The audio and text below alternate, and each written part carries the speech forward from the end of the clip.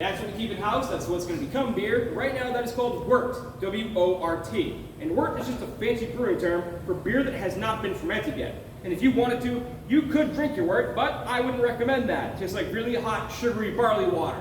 Not great. So, the wort is getting moved into these two copper vessels directly behind me with the sliding doors in front. Those are the kettles. The kettles are where you boil the wort, and you're going to boil that wort vigorously.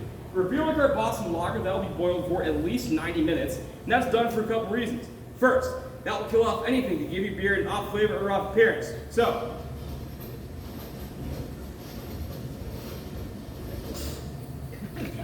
yeah, that's totally supposed to happen, by the way, guys. Last thing those people on that subreddit. All right, next. So that's what? It's funny because they were rich. All right, so we're going to wait for 5 minutes. That's done for a few reasons. One, so we can kill off anything to give you beer an off flavor or off appearance. So, here's a pro tip. Now that the pandemic is officially over, think. Now we have to worry about other stuff like Chinese spy balloons, the specter of nuclear war, and something called BA-14625A. Sounds like one of Elon Musk's kids. Anyway, before one of those things ruined the world for us to stay back in our house for years on end, you might want to go and live a little. But if you go somewhere you've never been before and you drink the local water, you could come down with a fierce case of what we call the bubble guts. You want to avoid that, I'd recommend drinking local beer as a safe, healthy alternative.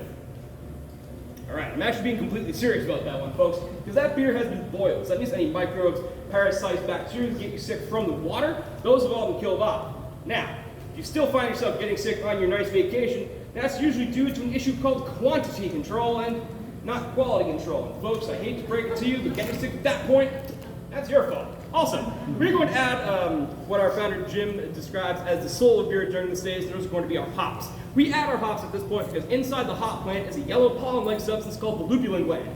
The lupulin gland is going to hold these characteristics, or the key to all these really great hop characteristics like bitterness, astringency, flavors, aromatics, and the hop's preservative quality as a plant. But you can only bring those out when you expose it to a great deal of heat, hence the boil. So depending on when you add those hops, you'll get different levels of those characteristics. So early additions give you bitterness and astringency. Later additions give you flavors and aromatics. Additions in the middle give you a nice balance of the two. Also, our Boston Lager and our Oktoberfest and a few of our other beers are brewed to a very strict standard called Reinheitsgebot, which actually is called, also known as the German beer purity law. Also, you guys are drinking Oktoberfest right now, so Prost. And that means that you can only use 4 ingredients to make beer: malt barley, water, hops, and yeast. And fun fact, it took them 300 years to figure out that yeast actually did anything. It was originally just barley, water, and hops. We color outside of those lines fairly frequently. And we can add all different types of stuff at this point. We can add different fruits, spices, different other things to give off nice characteristics to your final brew. And I'll add those from this silver vessel right here that looks like a big spaceship. It's called the Spice Rocket.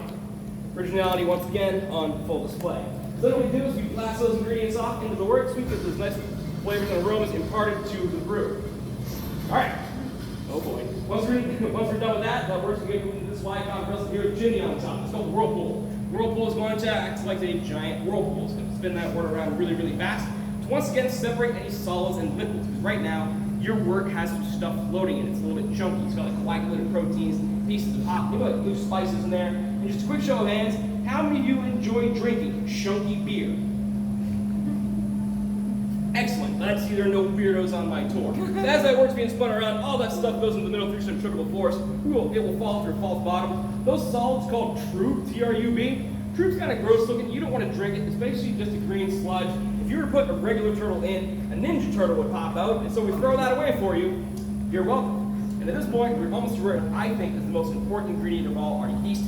But I should tell you 2 things. First, yeast is alive. Second, the wort is currently boiling hot. What do you think would happen if you put something alive into something boiling hot? It dies. That's right. Remember, guys, you're here on a brewery tour with me, and you paid for the privilege. So, no hard questions. Now, we don't want to kill our yeast here at Sam Adams. We want to feed it so we can drink. So we're going to cool this wort down by sending it through some pipes to the ceiling to a piece of equipment in the corner of the room called the heat exchanger. You can't see the heat exchanger. You are not missing much. It's basically just a black box attached to the wall, and it's going to act like a big radiator. It cools down that wort to a point that is appropriate for the yeast that we're using. Now, before I move on, there is one piece of trivia I want to ask you. How many types of beer do you think exist on God's green earth?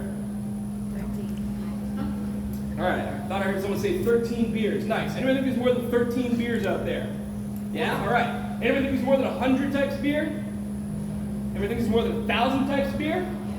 Mm-hmm. All right. Well, guess what? I'm about to blow your minds. Because there's only 2 types of beer on this planet. Those beers are Sam Adams and beer not worth drinking. No, I'm just kidding. There are in fact only 2 types of beer, and that's because there's only 2 types of brewing yeast. There are ales and lagers. Now, a lot of times people will hear that and they'll say, Chris, that's poppycock. I've had beers besides those. I've had beers like Miles, bitters, porters, stouts, Kolsch, shandies, brown beers, IPAs, IPLs, Hefeweizens, Dunkelweizens, Schwarzbier, Schwarzbier, Mexicans, Box, Pilsners, Oktoberfest, English Browns, Irish Reds, Belgian Blondes. That was all just last night.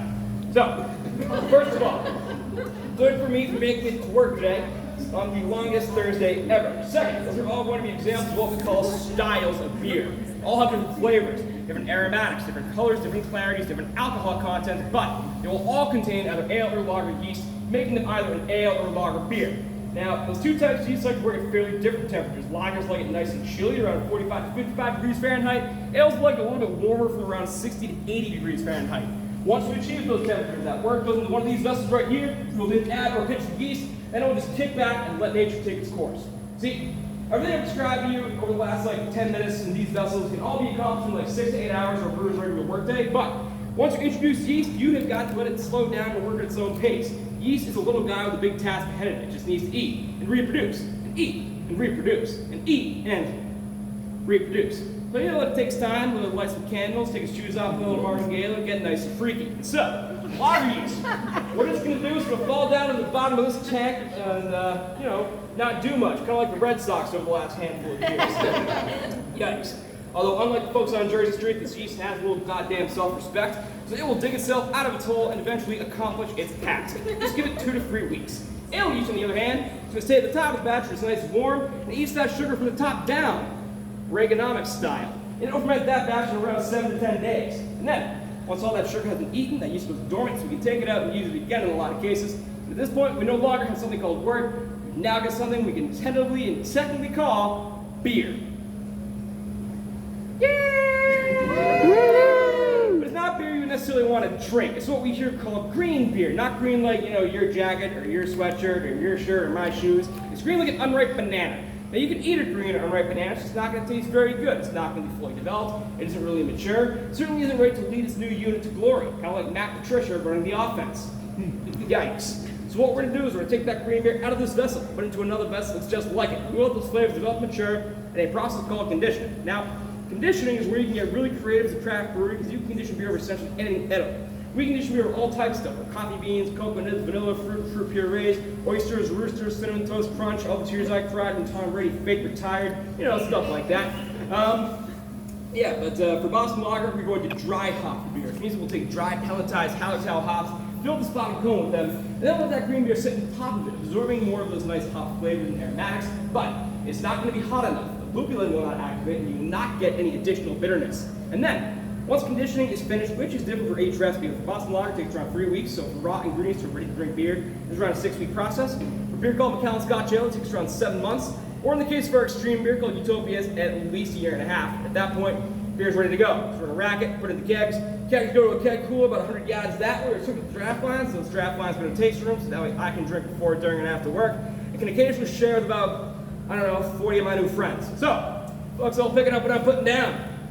Yes. Okay, so I'm clashing on my talking, while the wicked third small you listen. So who here is ready to try a fresh, refreshing, award-winning American-made experimental Sam Adams craft beer? Woo! Fantastic. All right, you guys turn around, you see Kelsey. Show Kelsey your hand, Sam. She'll get you a tasting glass, take a seat in our tasting room, and let's get weird.